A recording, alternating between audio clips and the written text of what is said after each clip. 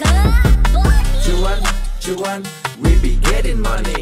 Cuan. Oke mas bro, sebelum kita lanjut ke videonya, saya ingin share info bahwa grup STS open lagi, grup STS diskusi dan rekomendasi bulan Januari 2025. Ya teman-teman akan langsung dapat 2 bonus nih bagi yang gabung ke STS Januari, yaitu perkiraan dividen saham di bursa dan saham-saham yang laporan keuangannya naik teman-teman. Nah teman-teman akan tergabung ke 2 grup ini. Nah kita intip STS yang masih jalan saat ini, yaitu STS November. Nah, dan video ini saya rekam tanggal 12. Nah ini adalah perform STS di tanggal 11 teman-teman ya. Kita dapat profit di ASLC, INTP, Gula, Telkom, BRI, Toba. Nah yang dikasih tabel ini adalah menu swing, karena ada 2 menu swing dan menu ODT nih guys ya. Nah langsung chat saya aja buat tanya-tanya dan join ke STS rekomendasi Januari. Semua 10 menit di Fajar Daily, dan kali ini kita bahas saham MDIY. Gimana teman-teman? Ikut IPO-nya? Enggak ya, kalau saya sih nggak ikut IPO ya. Saya udah bilang kemarin, saya mau beli di pasar reguler aja. Dan bener ya, dapat harga bawah teman-teman. Nah tapi kalau teman-teman yang ikut IPO, kalau ketiduran ya cuan gitu. Tapi kalau nggak ketiduran ya mungkin akan CL guys, karena di sini dia kan IPO-nya di harga 1650 ya, 1650 tuh di sini teman-teman. 1650 tuh di sini. Nah di sini ya. Berarti sampai 15 menit teman-teman di bawah harga IPO. Jadi mungkin kalau orang yang ikut IPO terus nggak ketiduran gitu, kalau mantengin CL guys. Lihat di sini ya. Ini yang CL di ARB banyak banget loh. Lihat di sini teman-teman. Tuh. Kan? Nih. Soalnya gede banget nih, yang CL di ARB banyak loh. Jadi gimana perasaannya teman-teman yang ikut IPO terus CL di ARB? Pasti nyesek banget ya. 15 menit cuan gitu. Ditunggu 15 menit. Jadi di menit ke 9:30 profit. Setengah jam cuan. Setengah jam setelah CL dalam cuan. Luar biasa. Dan ini jatahnya gede banget soalnya untuk si IPO MDIY. Itu jatah bawahnya itu 44%. Jadi kalau teman-teman pesan 100 juta, itu teman-teman akan dapat 44 juta. Nah, di menit pertama langsung ARB. Minusnya langsung 25%. Banyak banget ya. Mungkin kalau yang nggak kuat mental sih bisa CL guys di sini ya. Cuman kalau teman-teman yang belinya slot 2 lot ya mungkin bisa profit lah. Karena nothing tulus, bodo amat gitu ya cuan. Kalau yang bodo amat sih cuan ya. Nah, saya malah beli tadi di sini teman-teman ya. Terus bisa di trading lah seperti itu. Gitu ya untuk MDIY. Dan gimana teman-teman? Siapa yang ngejual nih MDIY? Nah, kita akan analisa teman-teman di sini. Ternyata yang ngejual MDIY itu malah UE-nya ya. UE-nya nih CC guys. Nah, nih lihat di sini.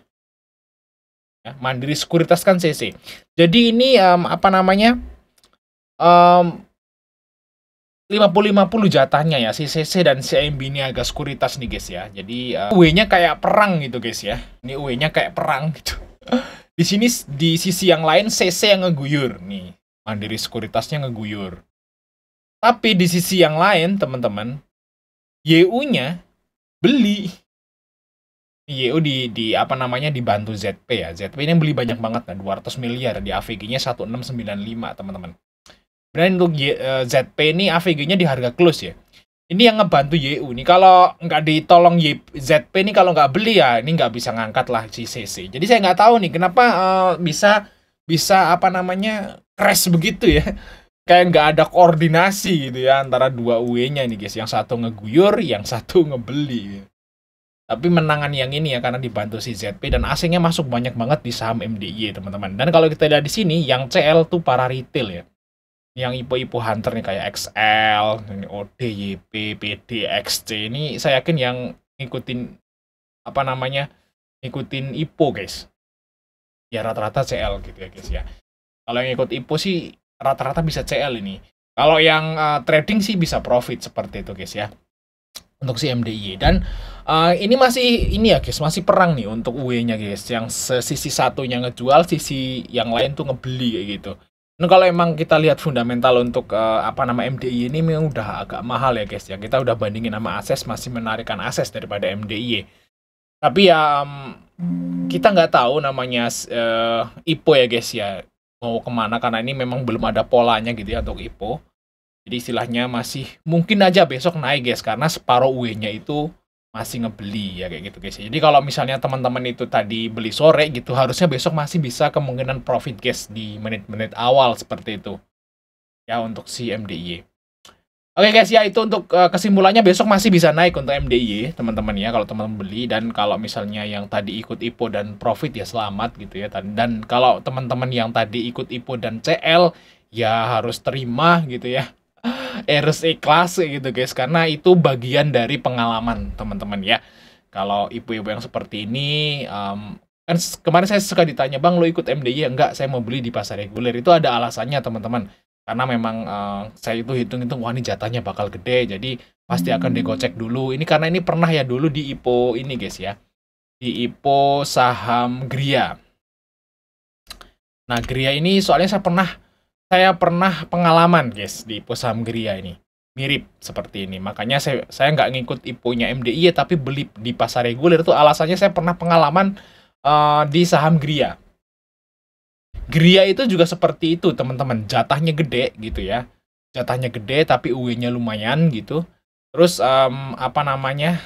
Ini ya di sini. Nah, kalau Gria itu malah sama kayak MDI gitu modelnya guys. Ini opennya ARB. Opennya ARB baru dia naik kayak gitu. Di Gria ini sama. Dan saya posisinya cut loss guys. Tapi ya cut loss-nya alhamdulillah nggak di ARB gitu ya. Karena ini cepet gitu ya. Terus cut loss kalau nggak salah itu 6% lah. 5-6% lah cut loss-nya gitu. Tapi kalau misalnya saya agak sabar dikit aja profit. Nah ini sama banget kayak MDI hari ini teman-teman. Sama banget sama MDI hari ini. Ini jatahnya juga gede banget. Waktu itu 80% kalau nggak salah jatahnya. Jadi ya saya udah pengalaman gitu seperti itu guys. Dan ini semoga jadi teman-teman buat pelajaran ke depannya lah. Jadi ke depannya kalau misalnya kira-kira nih jatahnya bakal gede, mendingan beli di pasar reguler aja. Kita manfaatin momen volatil dan kita akan dapat cuan lebih gede dan lebih aman kayak gitu guys. Jadi belinya kalau kebongkar arah kita beli gitu maksudnya. Kalau kebongkar ARB baru kita beli seperti itu guys ya, untuk si saham-saham modelan seperti ini. Oke Mas Bro, sampai ketemu di video berikutnya.